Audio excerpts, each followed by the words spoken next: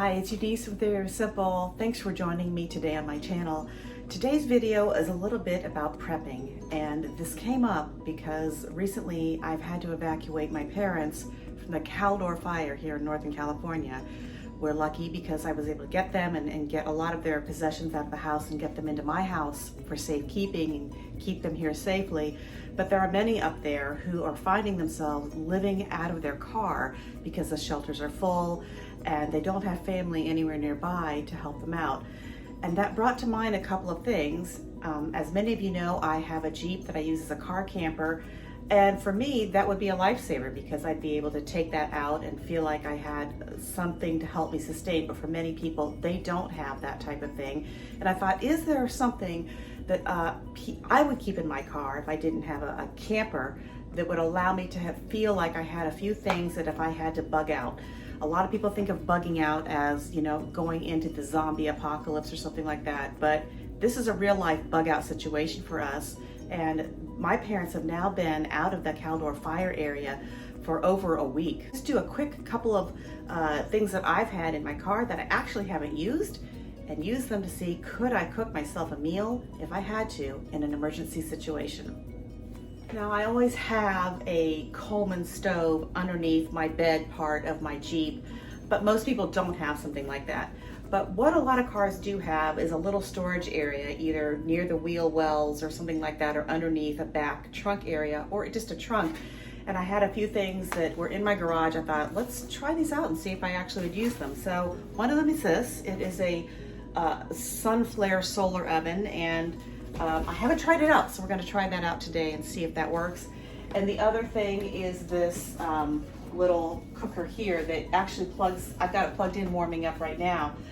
It's plugged into a wall, but it also plugs into a 12-volt cigarette lighter. So if you're driving your car, you can plug it in there, or I'm actually going to try it out on a battery that I have, a power generator, to see if it will cook from that. Those are a couple of things that might be easy for people to keep in the car, whether you needed to warm up baby bottles or, like I said, cook a full meal. So stay with me today as I give a couple of these things a try. It's like 88 degrees here today, so I want to get this thing started before I lose a lot of the light. It comes here in this little packet, and inside this packet comes this solar oven right here. So it has a little thermometer here so we can check the temperature, at least inside the oven. What else do we have in here? Comes with a little tray that sets up to keep your food off the bottom of the oven. And it comes with this little silicone cook pot, it looks like. So it's a little lid, and then this just pops up. I think this would be good for like one person, but obviously it's not good for two. So I have a little camp cooker here that's this like porcelain metal, and I'm gonna put that in our solar oven today. And I'm gonna put some food in that and cook it. So let's see how this is gonna work. This also comes with a little instruction manual and a little booklet that tells you about it and how to use it, and some recipes actually inside of this, and some handy tips about angling things toward the sun. It's actually pretty compact. It's interesting. It's just basically like Reflectex with this little zipper cover. So let's get this set up and see how well I can cook some food in this little solar oven out in my backyard. I guess the first thing to do here is try to see about getting this together. There's a zipper here and a zipper here. So we'll see about zipping this up and seeing if I can starting.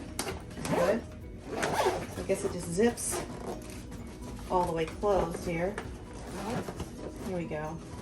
So this is going to become my oven right here. Let's get stuff prepped and get it in there. All right, I have my food that I'm going to add to my pot here, and the first thing I'm going to do is just add a little bit of butter, because I want to make sure that the bottom of the pan will have a little bit of butter to keep it from sticking. And then I'm just going to add in my chicken breast right here. So I'll put 4 of these on the bottom. And get these nice and cooked. And then I have a variety of veggies here. I've got some zucchini, onion, and mushroom. I'm just gonna add all of that in here.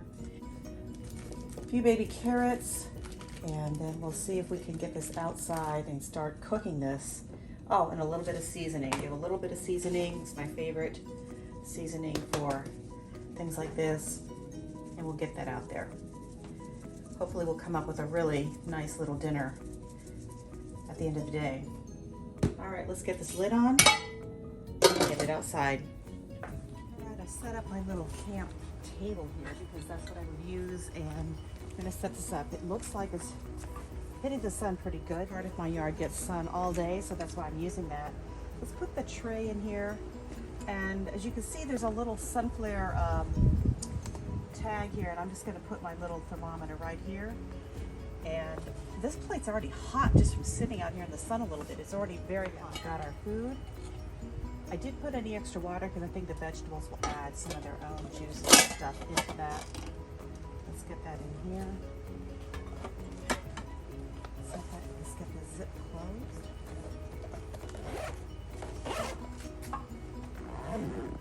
And then there's a little bit of Velcro here just to keep it closed nice and tight. And we're gonna let that sit. Let's see what the current temperature is. Looks like it's just about already at 100 degrees in there. Let's see how long this will take to cook. So I'm going to read what it says here in the box. It says cooking times may vary depending on the UV index. It's about 30 minutes for cut fruit, green vegetables, and pre-cooked food, 30 minutes to an hour for rice, corn, canned beans, and soup, 1 to 2 hours for eggs, chicken, and fish, and 2 to 4 hours for breads, carrots, and potatoes. So I do have some carrots in there, but they're mini carrots. We're going to check this in a couple of hours to see how well it cooks. But so far, like I said, once I set it up in there, it already was 100 degrees inside of that tent, and that little black tray that I had in there was hot to the touch. So it'll be exciting to see if it actually cooks some food for us. All right, so the second cooking method that I have is something that plugs into like a cigarette lighter of your car. The one I have here has dual option. I have it plugged in right here, as you can see, to my 110 outlet because I'm reheating something to see how well it works because I've actually never used it.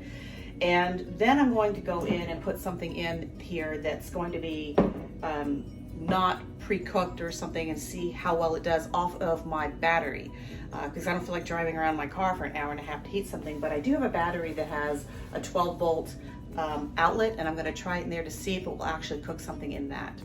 All right, so earlier today I actually took a frittata egg dish that I had and I put it inside of a container and put it in here.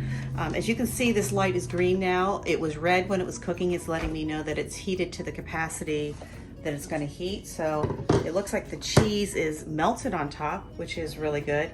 Now what I'm going to do is just try giving myself a little taste to see how warm this is in real time. So it's warm in the sense that it's not burning hot, but it's definitely edible and warm.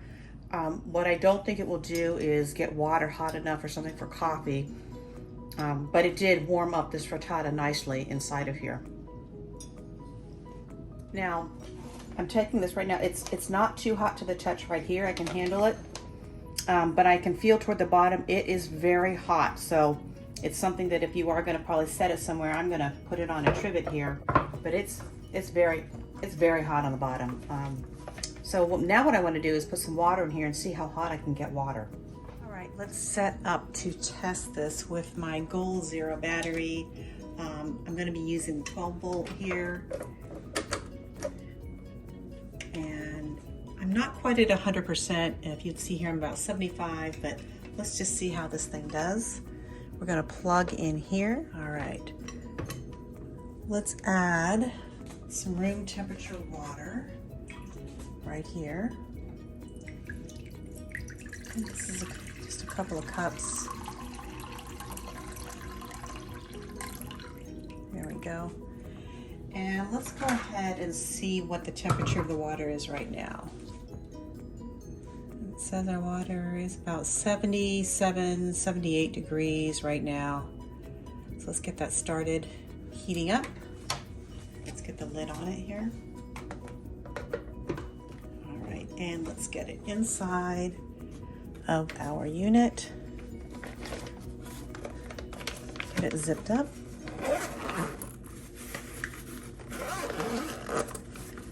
And turn it on. Let's hold that for 2 seconds. Red light means it's heating. Let's see how long it takes and how much battery drain it takes for my Gold Zero battery to heat this water up. All right, so technically this is a warming tote or a warming lunchbox. It's not meant to cook. It doesn't state that it's meant to cook. I'm just trying it out. And I wouldn't put raw food in here and cook it. I just wouldn't. I don't think it would get hot enough to maybe kill bacteria. But like I said, if it was pre-cooked food or something like a can of soup, you could probably put it in there and get it warm enough to eat. But it does, like I say, it works through the car as well as an AC outlet. And you can put a variety of containers in here, metal, it says aluminum foil, cardboard, ceramic, glass, and plastic. I'm using glass, that's what I cook in most of the time or store my food in. So let's give this a try. And again, let's just see how well it does with heating up this water. All right, it's been exactly 1 hour and we are at about 175 degrees inside of here. So I'm gonna prop this up on a little piece of wood to see if I can catch a little bit more sun.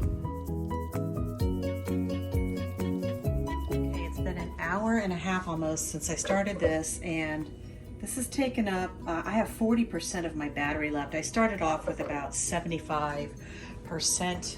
So let's take a look. You'll see the green light here is on. That means it's done heating and goes into insulation mode. So let's take a look at this here. Looks like there's hot water. All right, let's take a temperature. We're at 77 now. Looks like it's at about a 133.5.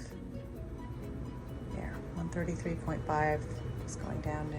Now it says you brew tea about 165 to 185 for green tea and higher for black tea. But I would use this for tea and drink it. I would brew some green tea with that, I think. What I like is that it's small and compact. It's insulated well. It looks like it's easy to clean. And it also has dual ways to heat this. I can do it through a 110 or I can do it through a 12 volt. And it's nice and compact. So something, like I said, if I wanted to go to the office and pack a warm lunch and keep it in here, I'd be able to do that, or keep it in my car for an emergency. The other thing I thought is you needed to put some warm towels or something in there just to clean up.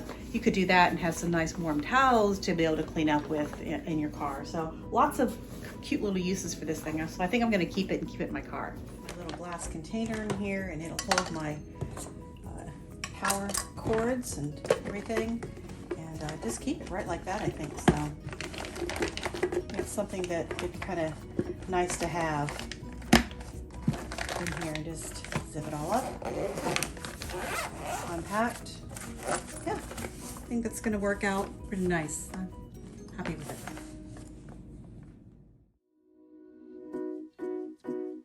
All right, it's been 2 hours, and again, we tipped this up a little bit. I did just turn it because it was a little off on the sun, and it's still about 175 degrees or 80 degrees Celsius, so let's give it another hour. It's been 3 hours, and as you can see, this temperature's actually dropped just a tiny bit, but we're hovering around 175 degrees inside of the solar cooker.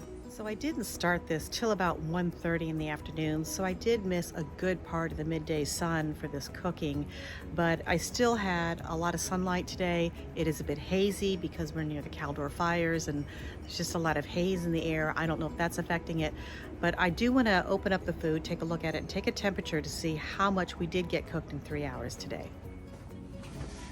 All right, let's get this open and take a look. See, the temperature's cooled down to now 150, and there's a little bit of steam right here on the bag. Let's take a look at this. It's pretty warm in here. It actually smells really good. Wow, it smells great. But let's see what happens. This is I could touch this, so that's a good thing. Let's take this away. Let's take a look at this. So it's actually not quite as warm as it was earlier. Let's cut it open and take a look at it inside.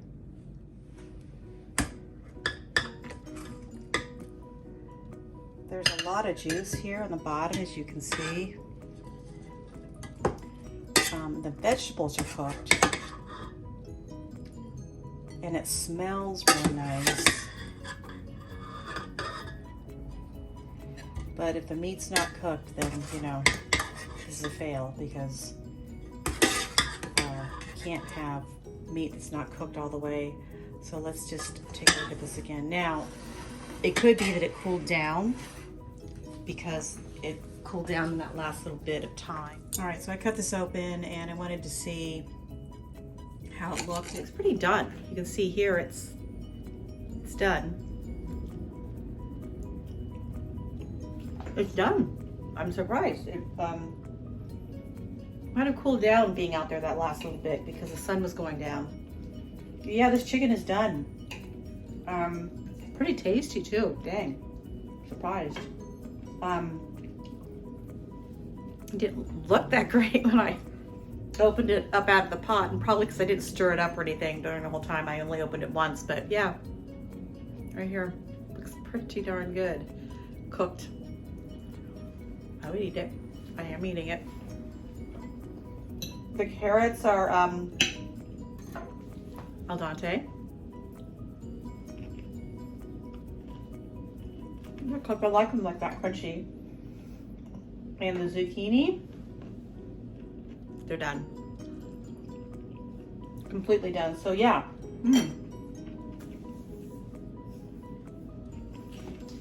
It actually did cook a complete meal for me.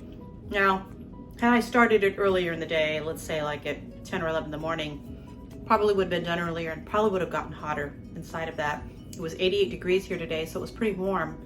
But yeah, it cook a meal for 4 right there in that little solar cooker. So it would be something you could put in the morning and leave it all day and cook. So yeah, it was pretty surprising for me. I'm excited that really did work. All right, so overall, I think this little Sunflare solar cooker did its job. It cooked a meal for 4 in this pot that I bought in here in 4 hours. So I had 4 chicken thighs, zucchini, mushrooms, onions, and carrots. So it cooked a nice little meal for 4 people in here. And you know, in an emergency situation, or if you're out camping and you don't want to be leaving something on propane, this thing acts like a little oven. So I was actually really surprised that it worked. It's something I'll keep in my camp kit. Well, thanks for joining me today on my little cooking expedition for camping. As usual, I'll leave links in the description below on how you can get some of these items. And if you enjoyed this video, I'd really appreciate it if you could give me a thumbs up and hit the subscribe button, because that also helps the YouTube algorithm help me grow my channel. Until the next time, get outside, enjoy the great outdoors. I'll see you guys in the next video. All right, so overall, I think this little Sunflare solar cooker, and it unfolds and you drop things like, lift them over.